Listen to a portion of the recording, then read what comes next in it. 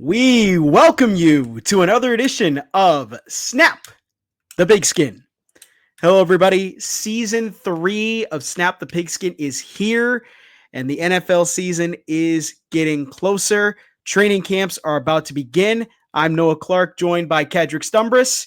So great to hear from you, Kedrick. We had a nice little 2-month hiatus, and now we're back. Training camps are about to begin. The Packers report to training camp, I believe, tomorrow, along with other teams as well in the National Football League. This is going to be a fun season. I can't wait.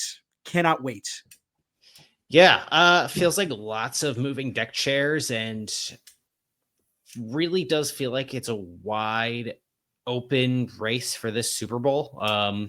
Maybe more than in the past handful of years where the 49ers and the Chiefs were both out there. It really does feel like it's kind of, there are certainly tiers in the leagues, but within those top tiers feel more plentiful than they have in the past few seasons. Yeah.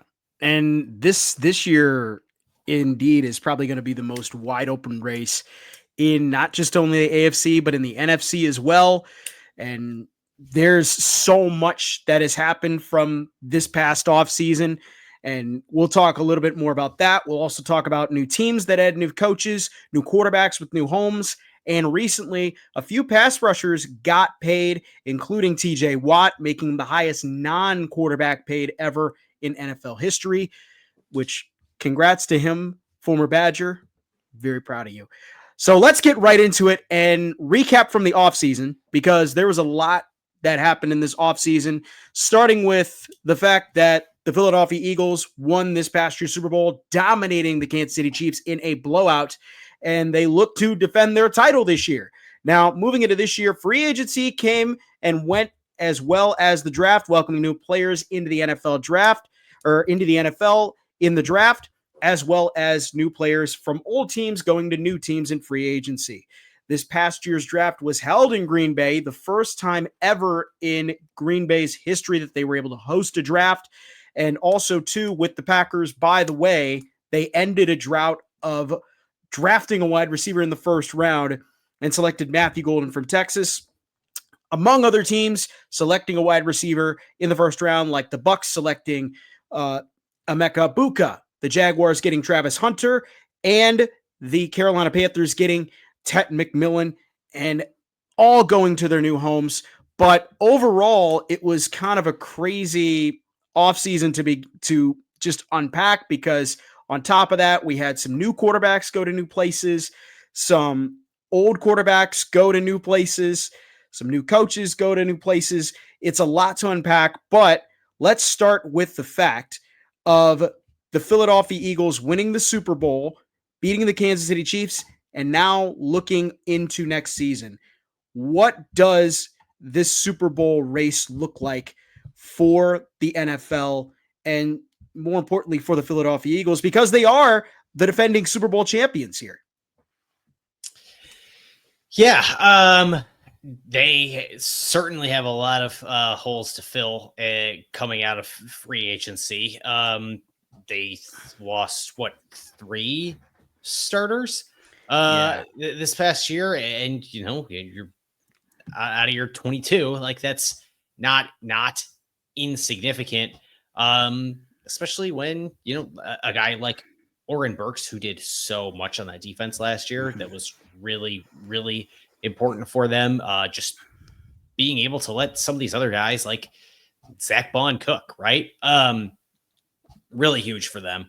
And then also, losing a starting offensive lineman in Mekhi Becton. That's big for Philly. That's where their strength is up front on offense.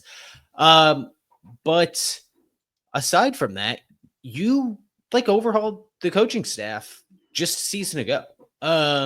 And you were able to turn that into instant success. This is an organization that should be able to rebound and adapt on the fly quickly. This is a team that I expect to be in the mix for yet another Super Bowl title. On top of that, I don't think that you can say that the picture at the very top of the AFC has changed all that much. Maybe there's more reasons to doubt Kansas City after a year ago, but the Ravens are going to be right there. The Bills are going to be right there. And that's still who I'm looking directly at going into this season before we get into, the NFC picture of it all, which frankly, I think is really compelling, where most of the second tier of Super Bowl contenders, I think, are probably made up of these upper echelon NFC teams. Yeah. I mean, because you look at some of these teams that were at the top here, you look at the Lions, the Eagles, some would say, maybe the Commanders in that list because they did make the NFC Championship game last year, so that they could be in that consideration. The Rams too. The Rams sneakingly somehow kind of creeped up on everybody at the end of the season. So there was a lot of those kind of teams that were at the top of the NFC that really showed out at the end, but the Eagles obviously got it. I do think you're right. In the AFC, you look at it, it's kind of the same ballpark. It's the Chiefs, it's the Ravens, it's the Bills. And if we're going 1, 2, 3, who's at the top? It's got to be Baltimore. Most complete team in the NFL. They add onto their defense. They add onto that secondary. They added Jair Alexander to that secondary. You look on top of that as well. Lamar Jackson still playing at a high level.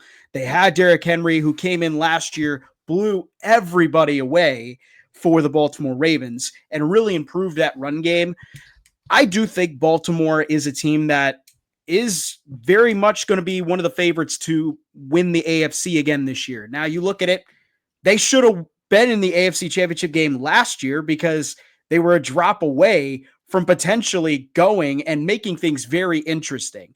So don't sleep on the Ravens. I mean, and don't sleep on the Ravens. Don't think that this Baltimore team can't do it because they have the roster, they have the team to do it. And I mean, they are so loaded at a lot of positions. I got to go with the Ravens here at 1, 2 Bills, 3 Chiefs. I do think this will be very interesting. How that AFC is going to fare because we already know who the top 3 teams are. It's going to be once you get past the Chiefs, it kind of opens up a bit because now you've got the Bengals, you got the Texans, you've got some of those teams that are trying to fight for a spot. You look out west, besides the Kansas City Chiefs, you've got the Denver Broncos who made it in the playoffs last year, the Chargers, the Raiders, maybe they made a quarterback acquisition this past season and got Geno Smith. And we'll talk a little bit more later on about that. But there are some, there could be potentially some teams that maybe could jump up a bit on the scale. But who knows? I once we get into this division breakdown too, we'll have a lot more to talk about moving forward. But would you agree though, Kedrick, the top 3 teams, Ravens, Bills, Chiefs, up there sitting at the AFC? Or do you have that switched up? No, I think that's probably right. Yeah. I do wonder if maybe the Bengals are up there, should be up there in that same kind of a tier and are kind of falling back in our heads based off of they got kind of a tough draw in a division last year that was really, really good and missed out on the opportunity to be the belle of the ball in the AFC North. But I do think it is Baltimore. Noah, an off season ago, the Ravens lost 14 players to free agency. Do you know how many players Baltimore lost to free agency this year after being DVOA champs this offseason? DVOA champs. Yep. So I'm glad that you say that because I do have that pulled up here. They lost 2 wide receivers, a tackle, a guard. They lost 2 defensive linemen, 2 linebackers, and 3 cornerbacks, one of which being Tre'Davious White, a starting corner, and a starting safety in Marcus Williams. So they lost double-digit pieces here from their team.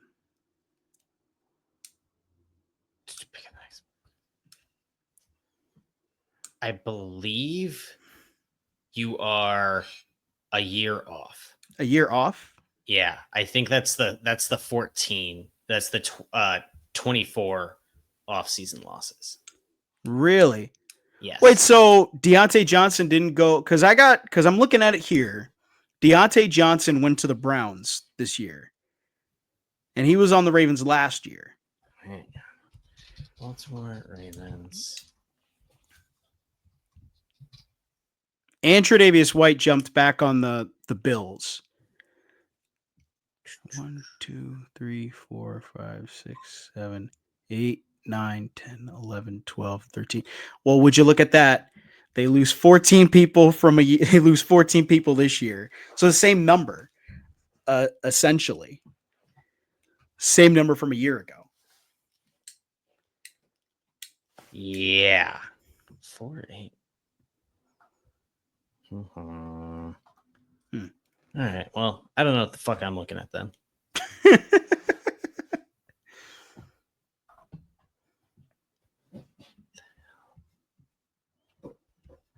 Although I will say when you look at it, when you look at who they lost, there's only probably 2 pieces on here that I think are key.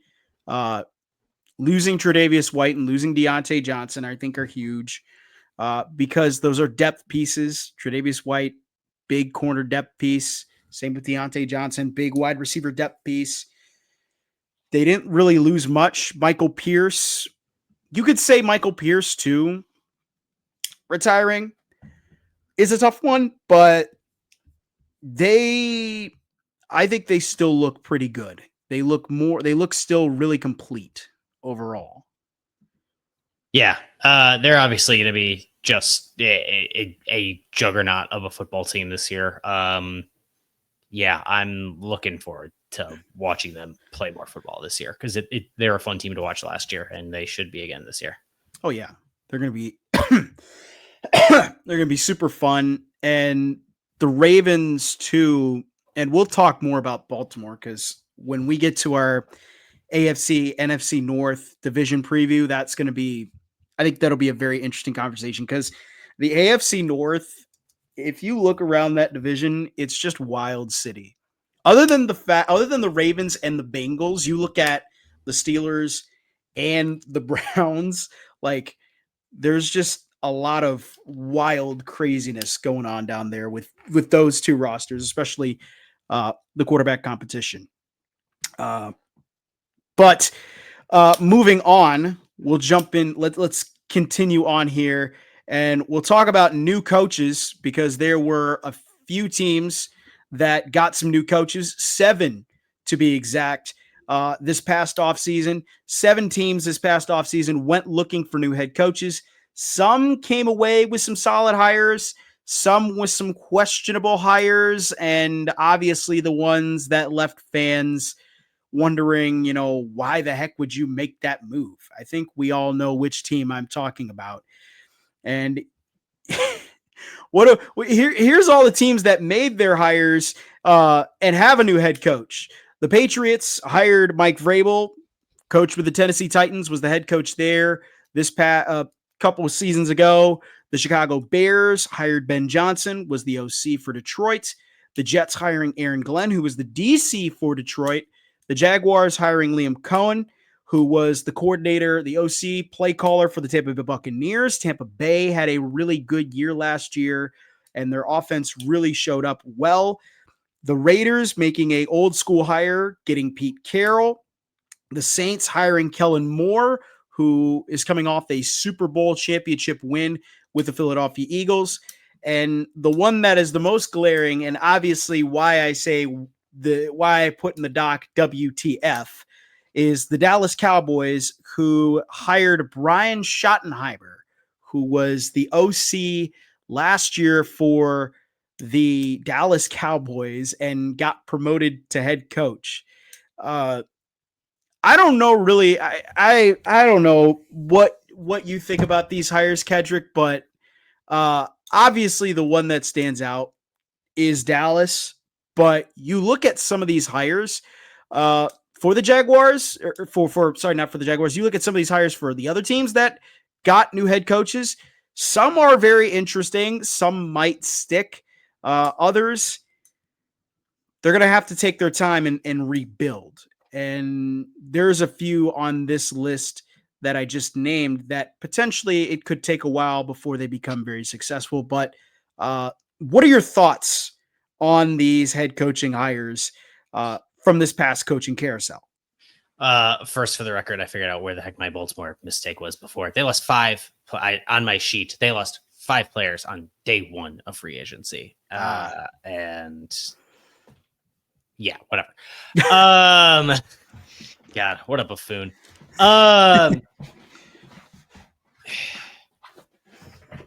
Dallas, the move, of course, doesn't make any sense. None whatsoever. Meanwhile, I think just about every other move in here makes some sense this year. I can't say I'm terribly convinced I understand what New England is doing with Mike Vrabel. It feels like a little bit of, we're going to bring in something of a gruff defensive guy and hope for the best. And that feels chasing a Belichickian move to me. But otherwise, I think we did a show on this early on in the offseason or before the Super Bowl, maybe even for most of these guys. But I think Kellen Moore is walking into a tough spot in New Orleans. They waited out for him. I don't understand why anybody wants that job. Like, let somebody else go through the motions of getting out of purgatory with the salary cap. We don't have a quarterback. You had a quarterback who just retired. And then you have to go and draft one who's like almost as old as me. Yeah. Not great. Yeah. The Saints job is pretty bad. I mean, I've said this for the last year and a half. No matter who you bring in as a head coach, the GM, I think, for that team is kind of the one who screwed the pooch on this one, for them being in such a tough spot, like in terms of cap.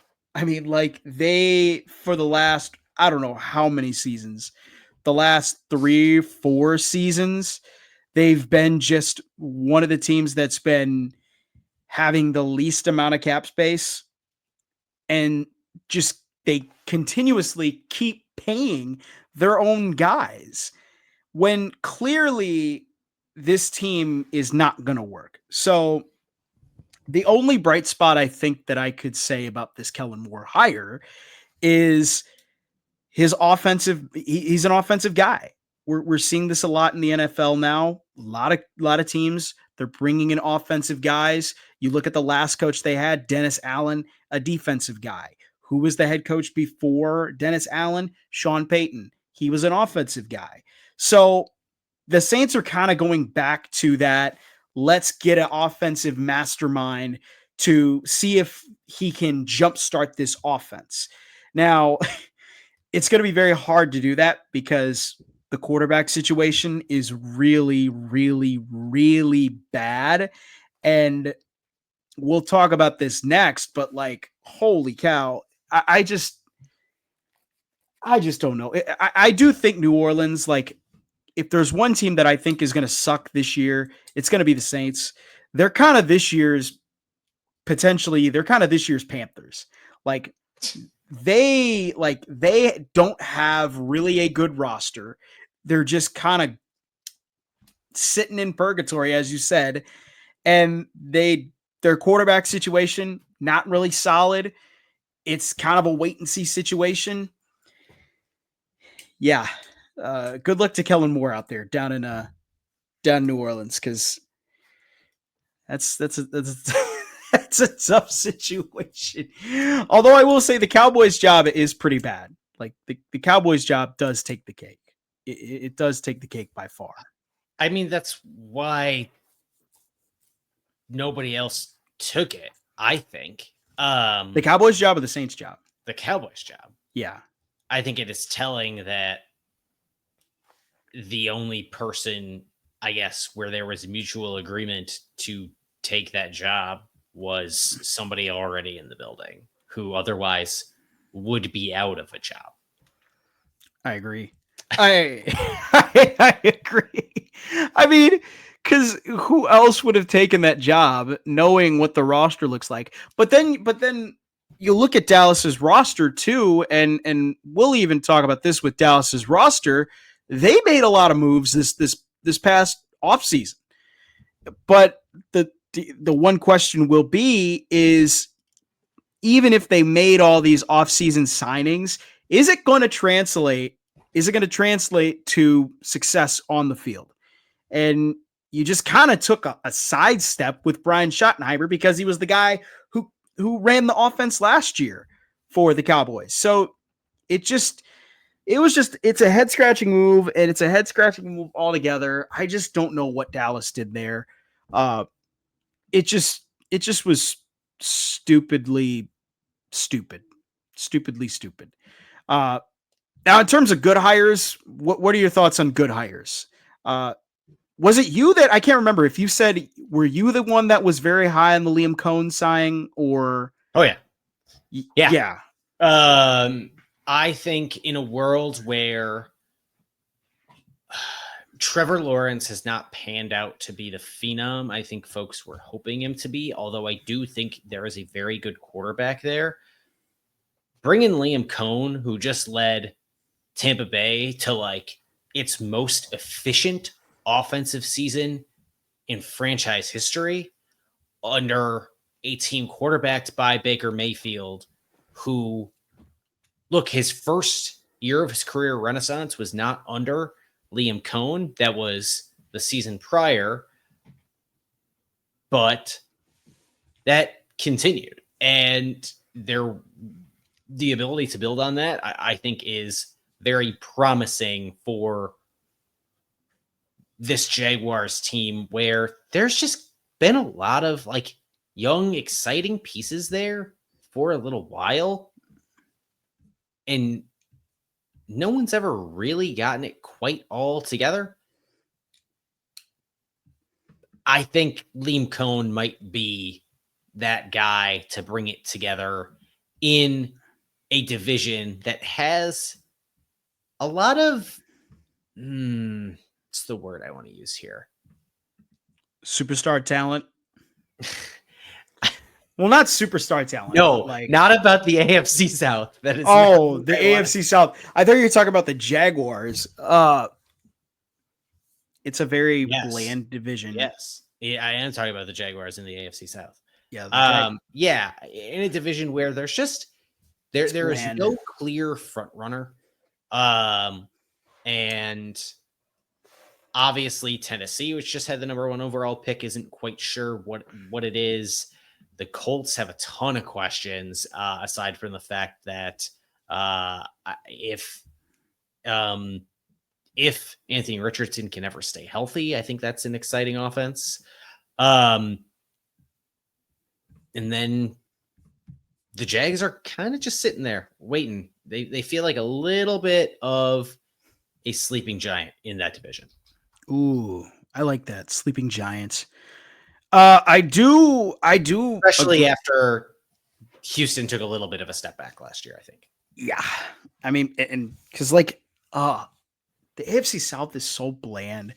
This is the thing every year. Like, I'm not going to, when we talk about the South, like the AFC, NFC South, that's going to be so rough to talk about because both divisions this year kind of are bland, but the AFC South is maybe the blandest. It's like chicken with no seasoning. It really just does not taste well. It's just bland. And I will say this, the Jaguars, if there was competition, if there's going to be competition in that South for the Houston Texans, it's going to be the Jacksonville Jaguars, because the Colts, the Titans, I don't see them making any noise. Jacksonville is kind of the closest team to making some noise. And bringing Liam Cohen in, and again, another offensive guy. You look at last year for the Tampa Bay Buccaneers, they finished the season third in offensive in total yards of offense this year. In this past season, they finished third in passing yards. This past season, they finished fourth in rushing yards, and that was with Liam Cohen as the OC in his first year with the Tampa Bay Buccaneers. Now turn that from Tampa Bay, bring it over with Trevor Lawrence, start adding, you add a Travis Hunter in that mix, you add a guy who is exciting to watch, can play both sides of the ball, is dynamic. This is a good offense. This is an offense that I think will be very exciting to watch. The defense, that's up for debate, but this offense for Jacksonville, I think will be very exciting, and Liam Cohen's going to make it very exciting. We got to talk about the obvious hire, because we both are Packer fans here on this show. Chicago Bears, Ben Johnson. We got to talk about them, because this was obviously the most obvious hire in the head coaching carousel. And what's funny about this, Kedrick, is I watched one of our episodes back when Sam was on, when Sam was talking about he was insisting they would never hire Ben Johnson. Yes, he was insisting that they would never hire Ben Johnson because it's not something the Bears do as an organization. And on top of that, he's like, "Whoa, why don't they get Harbaugh?" And it's because Harbaugh didn't want to go there, because he's a human being. And Sam just repeatedly just kept repeating this conversation. So the Bears got Ben Johnson, who was probably the best pick out of all of them. You look at what they did last year with Detroit, phenomenal numbers with the Lions last year. They had the number 2 passing offense, number 2 total offense last year. They were just incredible all around. With Dan Campbell, they lose in the divisional round to the Commanders, but overall a good season for Detroit. And now he goes to Chicago. Caleb Williams is there. DJ Moore is there. The Bears, could they finally turn the corner here with Ben Johnson, or is this going to be another one of those same old type things with the Bears? I have no idea. I Fair. I mean, I don't know, because it feels like it should work. The defense is there. They need to get things moving in the same direction on offense. This is a guy in Ben Johnson who clearly just knew which buttons to press on a Jared Goff and turn a middling quarterback into something of a quarterback who could contend for a Super Bowl. Yeah. Those are some wild words right there. Jared Goff turning into a all-pro Super Bowl quarterback. But I one thing I will say is that Ben Johnson does have Caleb Williams, a rookie quarterback, last year, coming into this year, his second year. They have, a quarterback there at the helm. This is one of the only kind of situations where, besides Jacksonville, where the quarterback is stable there. Like, Jacksonville has the stable quarterback in Trevor Lawrence, but Chicago probably also is up there, is the second other team with Caleb Williams. So it's a good fit. I think it's a very good fit. Whether or not it works and whether or not the Bears will bears this up, that's TBD. TBD all the way 100%. I do think that they're good. I think that they have the pieces to get it done. But yeah, I don't know what Ben Johnson's going to bring to that table, because he did hire a good staff. He brought Dennis Allen over from the Saints. So that defense, I think, will be really good for the Bears. Mm-hmm. Whether or not the offense will be good, it'll be interesting how the preseason will go and how training camp will go and what he's going to put in for the offensive system. So moving on from the head coaches now, we move on from new coaches. Let's jump into new quarterbacks, new homes, because along with some teams that had some new head coaches, some new quarterbacks had some new homes. Several teams this year made some moves for some new quarterbacks via the draft, via free agency. Some teams got some new quarterbacks, potentially starters or potentially bench warmers. We'll let you guys decide.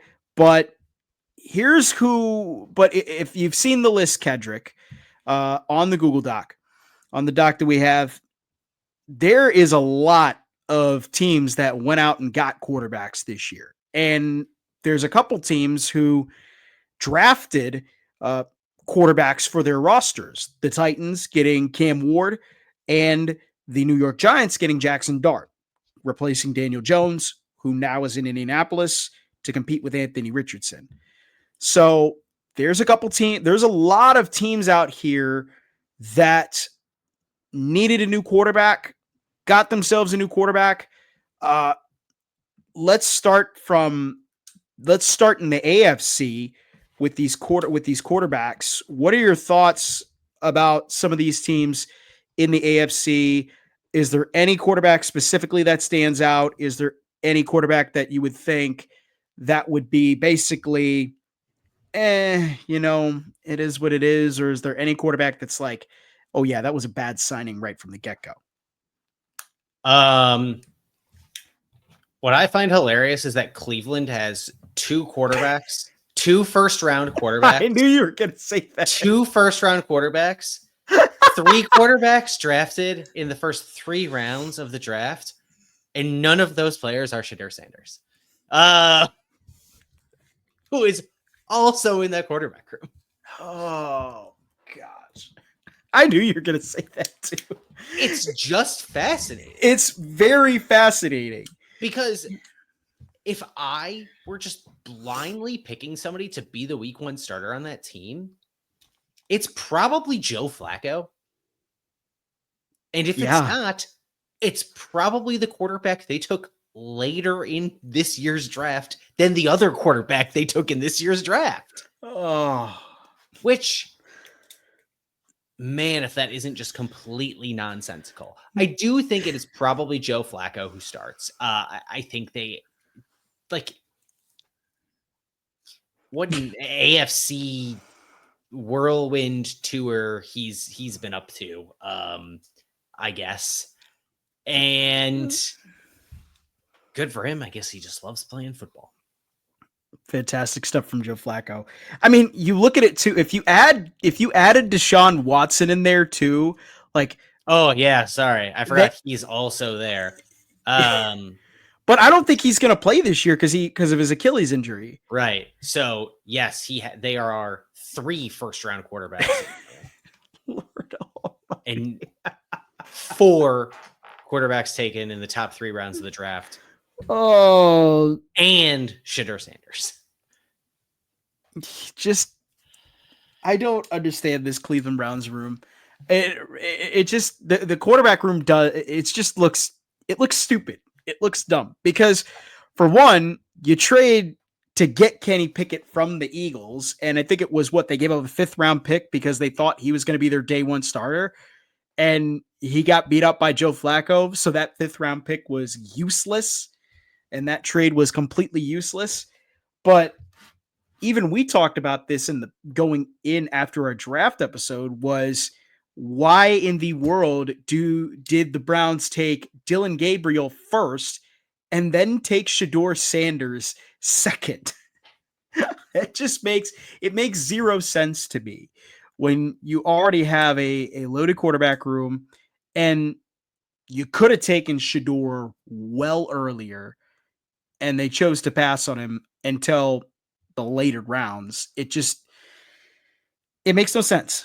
Makes no sense. If you don't want to have to guarantee any money to the guy, sure. Yeah.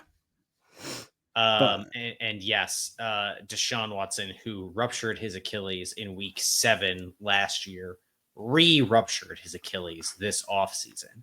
So like tremendous, like I think Is that a win? Is that a win think for the Browns? no, because the contract is fully Oh, guaranteed. that's right. I think I've said on this podcast They still have that contract. I think I've said on this podcast before, if it were basically anybody else in the league, I would say good for you for getting your money and not having to do anything. But it is Deshaun Watson, so I cannot say that. That's the only person you can't say that to. There are plenty of other unscrupulous figures in the National Football League, but yeah, Deshaun Watson is chief among them. Oh, allegedly. Lord, this Browns quarterback room is god awful. Besides the Browns quarterback room, I will say that the one that I think is very I will say one that is very interesting. The Raiders getting Geno Smith, I think, is a very interesting one because they traded a 3rd round pick, to get Geno Smith, which I thought was dumb. I thought that was not a smart move by the front office because Geno Smith is in his early to mid 30s right now, and you're really banking on a guy, right? If you believe in what you saw 2 years ago from Geno Smith, exactly, that's excellent return on investment. But you're really risking it on a guy who 2 years ago played really well and last year didn't have his best season statistically, and the year before that too also didn't have his best season statistically. I mean, but the flip side of that is, I mean, Seattle, who traded him away, is making a similar bet on a quarterback who wasn't in their own building in signing Sam Darnold, who was not supposed to be part of the larger picture in Minnesota and turned out that way after JJ McCarthy tore his ACL going into last season. Which he's back too now. Right. Like that whole 3-team kind of cluster right there in Minnesota, Seattle, and Vegas, and how they are intertwined is all 3 of those teams making a bet, all on similarly positioned-ish guys. Minnesota obviously being the furthest out from that.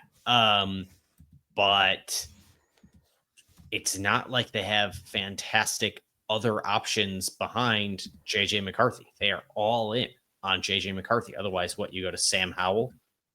You could, but okay. You could, but they also, I mean, even at the beginning of last season, I think they were very high in JJ McCarthy starting. He was supposed to be the projected starter for Minnesota. Yep. Going into 2024. And when he went down with that injury and Sam Darnold stepped up, I mean, did he step up? He kind of played himself into a incredible role in Kevin O'Connell's offense. And now they're trying to replicate it again this year. Only this time it's in Seattle. Into a team that was 1 win away from the top seed in the NFC. Mm-hmm. Yeah. And now you're telling me that their evaluation of this guy they're going to have start is he is better. Yeah. And Seattle's roster too is not as good as the Minnesota roster, which even too, when we looked back at that as well, we didn't think Minnesota's roster was that good either. So who knows? It could pan out really well in Seattle. Or it could be one of those things where Seattle just, paid a guy a lot of money and it didn't pan out. That could be the situation there in Seattle. One last thought. I feel like this is going to be a quick answer from you. Aaron Rodgers, Pittsburgh Steeler. What are your thoughts? It's going to be a really, really cool wild card loss. Okay. That's just, I was curious because I know you're not a big Aaron Rodgers lover. What I find fascinating is everyone was so excited to see he and George Pickens on the Steelers. Wrong. Well, now it's him and DK Metcalf on the Steelers. Being thrown to by is a really dejected Dak Prescott, I guess. Yeah. A really bad Dak Prescott on Dallas. And then what their goal is to win games 40-35. Hey, that's the Mike. That's kind of the Mike McCarthy mantra, though. Even though he's still not there, his image is still, the motto's still there. They're going to win by 30 and they're going to give up 30. Like, that's just how it is. Looking at the NFC, NFC is very interesting because we did talk a little bit about Sam Darnold. We talked about Sam Darnold. You look at the other teams in the NFC, the AFC, while the AFC got a lot of quarterbacks, the NFC had very little. The Vikings, JJ McCarthy's back, missed last season with that torn ACL injury. The Saints got Tyler Shuck through the draft. Seahawks getting Sam Darnold. The big one, and this is very interesting, is the New York Giants. They get rid of Daniel Jones, thank God, and they bring in Russell Wilson, and they drafted Jackson Dart. Now, if this was the Russell Wilson, let's say several years ago, before he got traded to Denver and he did all the goofy stuff, I would have said this would have been a great signing for the Giants. But this is Russell Wilson in 2025. And it's better. Like, it's better than Daniel Jones. I mean, which is a low bar. Don't. So it looks like there's a real chance in Indianapolis Daniel Jones beats out Anthony Richardson. Well, but yeah, that's also because Anthony Richardson can't play. And that Colts team is not like any better. But yeah, I get that if a QB talent is out there, somebody's going to sign him, and that's what ultimately Russell Wilson is. I wonder how much of a bridge he is to Jackson Dart. I don't know that Jackson Dart is really an NFL starting quarterback. I'm not sure. But it intrigues me just how much Russell Wilson rubbed everybody in Denver the wrong way. Everybody. Yeah. And then kind of did his 1 year sabbatical in Pittsburgh, and we didn't really hear anything like that going on in Pittsburgh. So I think Russell Wilson really got the better of the very short-lived coaching staff in Denver when he first got there. Until Sean Payton showed up and it went back to being a serious organization, and he was, kind of whipped back into forcibly whipped back into shape a little bit just by falling out of favor with everybody there. So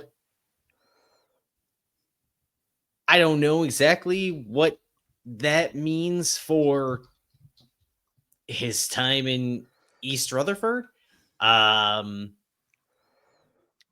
I think Brian Dable is like smart enough to just push buttons on a guy who can throw a football.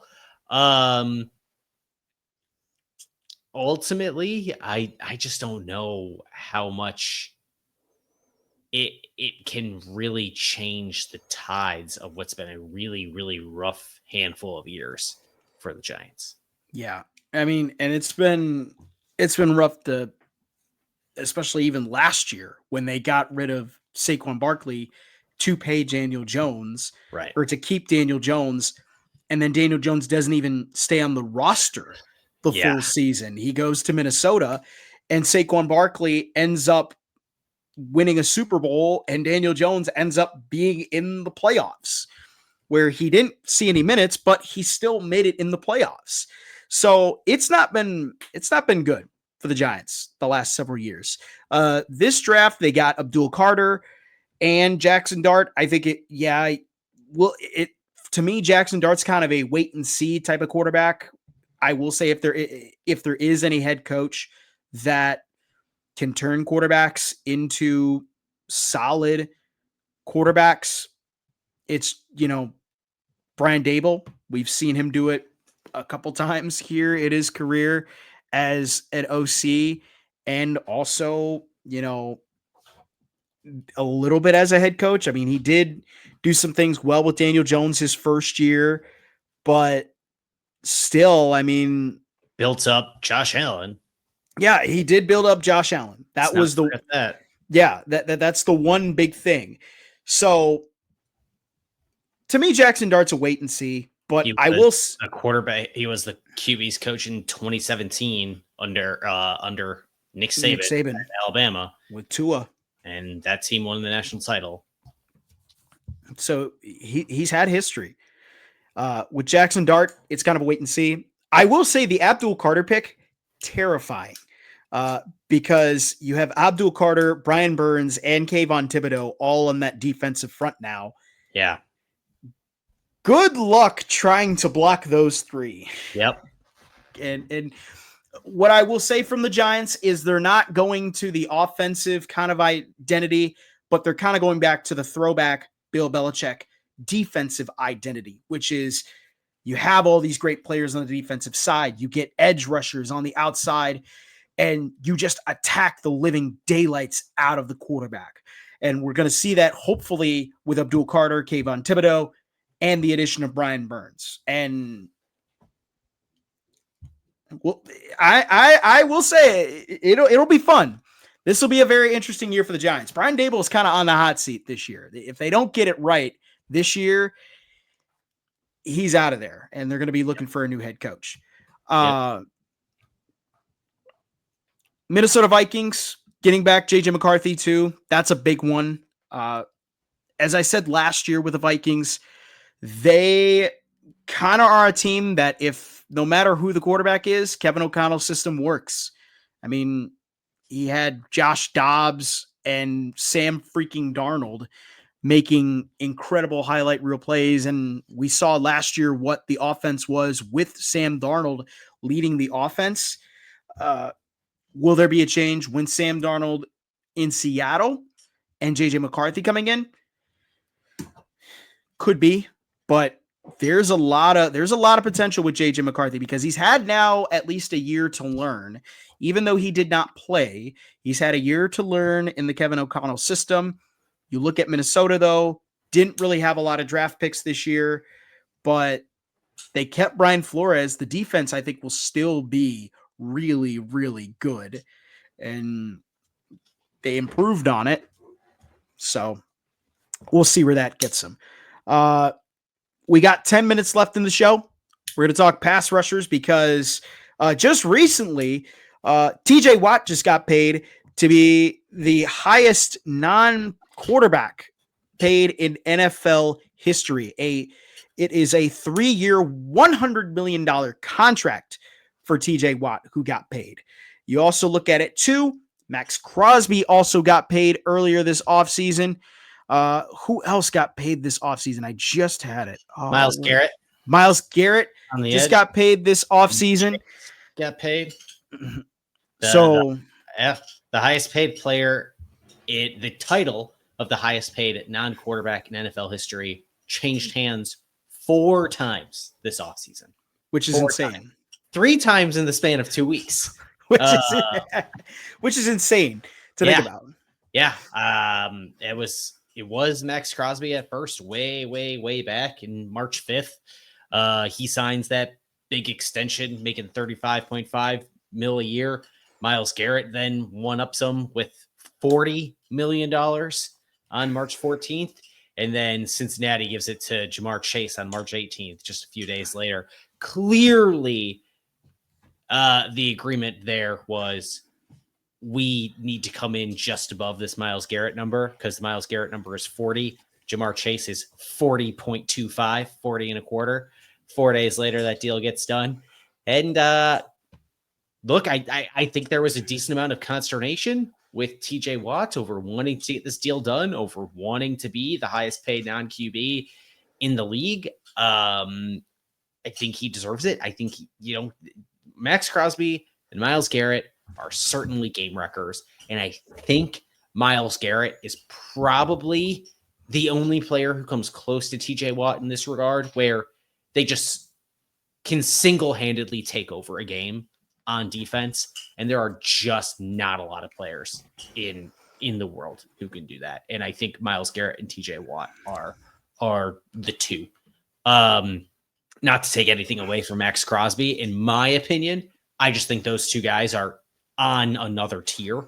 I mean, not that Max Crosby isn't elite. I just think the other two guys are in something of their own class. And clearly the deal here was that TJ Watt wanted to be the highest paid non-QB. He comes in $1 million a year more in average value over the only other edge rusher who is held that title in that $40 million range.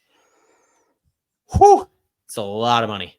Yeah, lot of bread here. So just looking at it, Max Crosby, fourth highest paid defensive end or defensive edge rusher. Danielle Hunter is at third. Myles Garrett's at second. TJ Watt is now at first. The Steelers got themselves a good pass rusher. 3 years, $123 million extension. Those 3 years are going to be hopefully really well.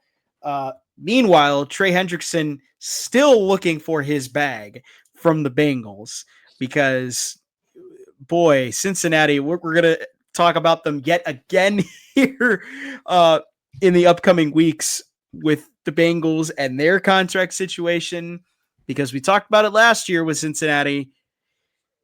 We're going to do this whole thing all over again. And I just don't understand it with Cincinnati. Don't understand why they don't want to just give the money to their players. I mean, they have now 2 edge rushers that are demanding to get paid their money. And one of them's a rookie. Okay. It should not be that hard. So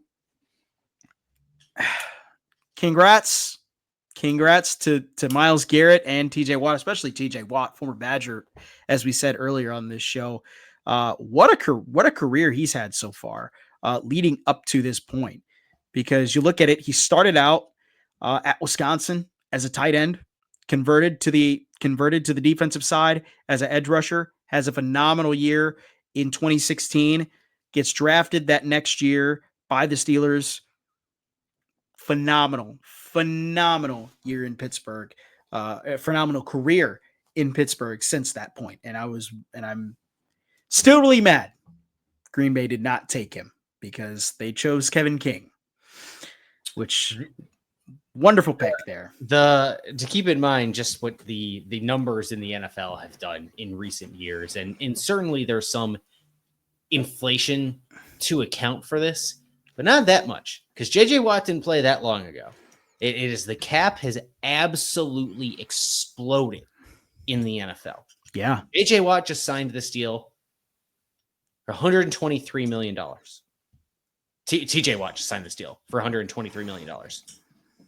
Noah, can you guess what J.J. Watt's career NFL earnings are? Is it around that, like 123 million? Guess to the nearest 10 million mark. The nearest 10 million mark. Oh. J.J. Watt's career earnings, he played 12 seasons in the NFL. That's a lot. I'm not good with math, so I'm going to say like 25 million. Do you think J.J. Watt made $2 million a year?